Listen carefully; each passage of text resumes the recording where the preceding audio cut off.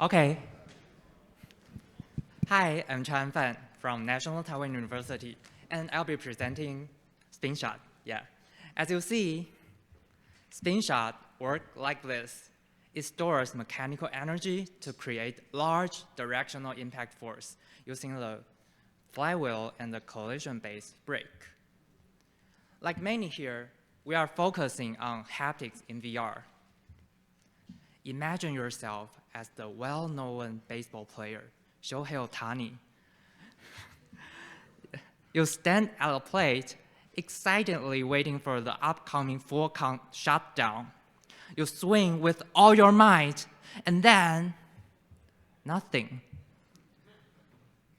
As you take off the VR headset, you realize you're not Shohei Ohtani, just a researcher with a lot of work and meeting waiting for you.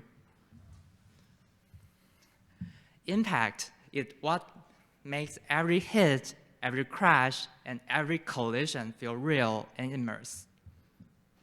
Impact events are important to popular activities in real and virtual worlds. For example, tennis and baseball in Wii Sport, which sold over 80 million copies, rely on an impact sensation. In VR, 77% of top games include impact events.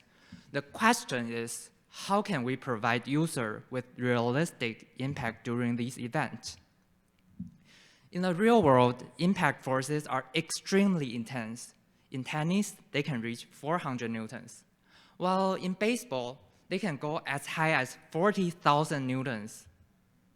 You might say that just achieving such force isn't difficult. We just need to use more powerful actuators, like a heavier motor.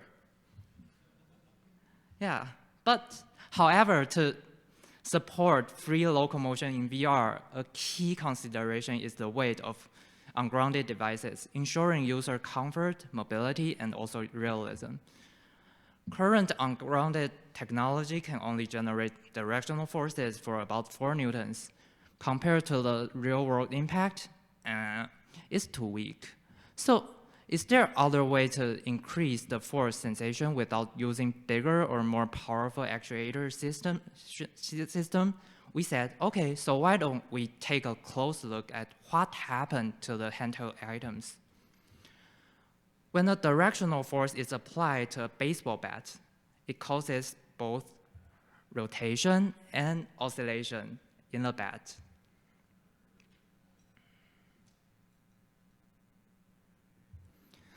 By rendering oscillation and rotation, an impact can also be rendered.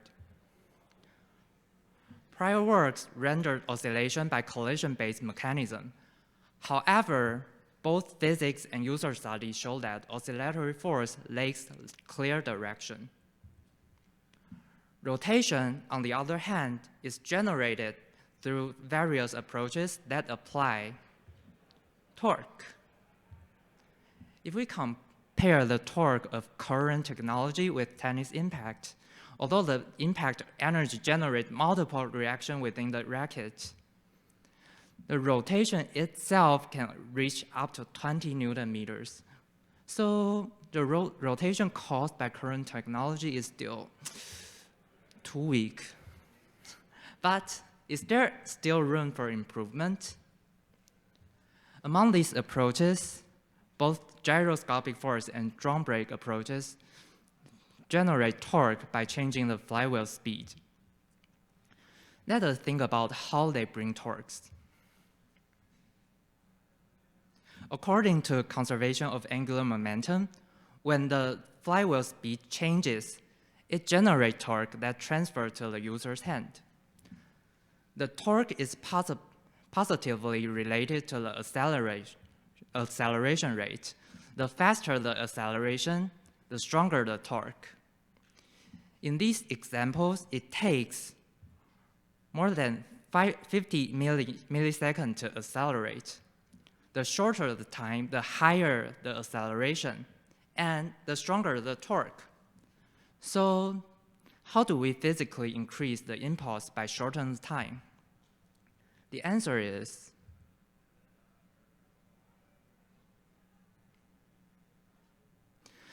collision-based brake. Using the mechanism, the duration of stopping a high-speed flywheel can be in 1 millisecond. With this mechanism, SpinShot delivered 22 Newton meters of directional torque, 10 times stronger than previous technology. The collision also generates 220 newtons of oscillatory force. Additionally, SpinShot achieved this impact with its 720 grams weight, comparable to a youth baseball bat. Although SpinShot has many components, its core design is very simple: a motor-driven flywheel and a solenoid-driven stopper. A magnetic angular encoder tracks the flywheel's angle to ensure the collision only occurs when the stopper is fully extended. Since the various versions are damaged during prototyping, durability becomes a key focus in the final design. We measured SpinShot's characteristics, including torque, force, impact, latency, noise, and the relationship between flywheel acceleration and reaction torque. As we mentioned, whenever the flywheel speed changes, it applies torque to the user. When driven at full power, the flywheel can accelerate from rest to 500 RPM in just 120 milliseconds. However, by measurement, it also applies a torque of about 3 Newton meters to the user, which cannot be ignored.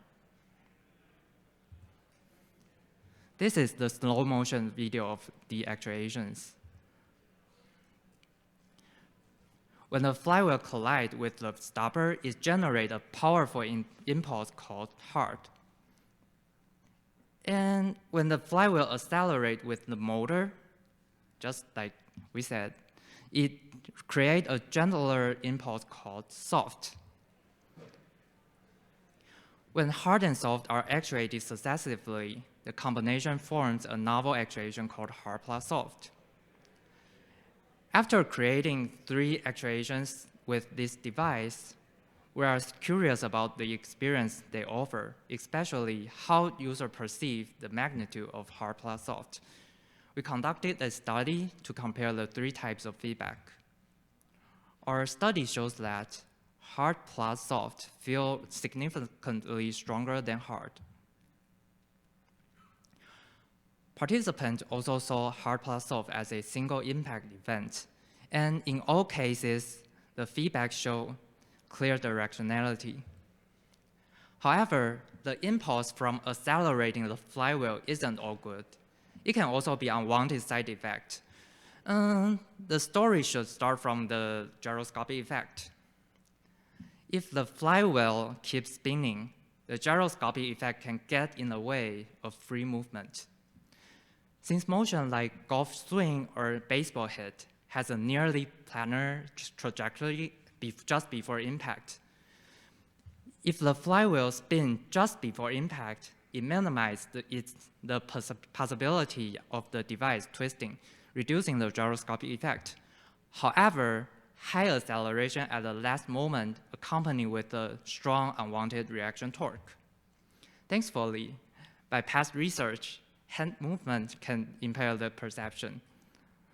To make use of it, we conducted an ADD study to explore the relationship between the detection threshold and the speed which users swing the device. Through an 18% ADD study, we found that the 2 factors are positively related. For now, the 2 unwanted side effects are reaction torque and gyroscopic effect. So, based on the result of the study, we can mitigate the reaction torque by accelerating the flywheel just before the detection threshold. And we can minimize the gyroscopic effect by accelerating the flywheel just before impact. To evaluate SpinShot's user experience, we conducted a study. In the 16 participant within subject study, SpinShot was compared to the 2 baseline approaches. The results showed that SpinShot significantly improved immersion, realism, and perceived magnitude. Overall, SpinShot was preferred by 63 to 75% of the participants. Thanks for listening. I'm Chan Fan. This is the work from my master's at National Taiwan University, and I'm currently a first-year PhD student in U Tokyo. I really appreciate you coming to my presentation and really appreciate the lovely community, and I will now take questions. Thank you. All right, thank you for the presentation. Let's take any questions.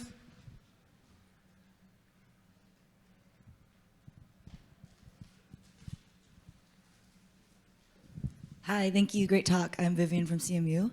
I have a question on how repeatable the forces that came from the hard, the soft, and the hard and soft were. I know you gave kind of like characteristics of the system, but was it that every time the acceleration was hard stopped, it felt like the same amount, or was there some sort of range? Hard and soft use different actuation to like complete it. Like, the hard is caused by if we stop the flywheel using the stopper, it causes hard. And yeah. Oh, yeah, sorry. I meant like for each of the categories, hard, soft, and hard plus soft. Yeah. Did the force that it generated every time in that category, was it very similar? Yeah. Or was there a range? Yeah, in the paper we showed that actually by measurement, the force is very similar. Okay. Yeah. Cool, thank you. Thank you for presentation. It's really amazing. So I'm just wondering how you improve the impulse torque. I think the rotation speed is not so fast, maybe around 700 RPM or so. It's correct? Or how fast the flywheel rotates? How fast the flywheel, sorry? Flywheel rotates. How fast? The maximum speed of the flywheel is about like 550 RPM. RPM, so yeah. Maybe the speed is not so fast. So maybe the impulse time window is so how to say, so close. How you could, what is the difference from the brake method and yours? Brake method, because we are rotating, so by using the flywheel, it provides torque. Yes. Like other brake method using like linearly, like use like linear actuators to like actuate moving mass. Yes. So it can only provide oscillatory force, because without torque as a like internal system, there are no net force always. Yeah. So you're stopping the flywheel speed by inserting something to the flywheel? Or? Yeah, so when we start the flywheel, there's a like force couple. Like we also mentioned it in the paper, and there's a force couple, so it forms a torque. Yeah. Okay, thank you. Okay, thank you so much. So let's give a big round of applause to all the speakers today. So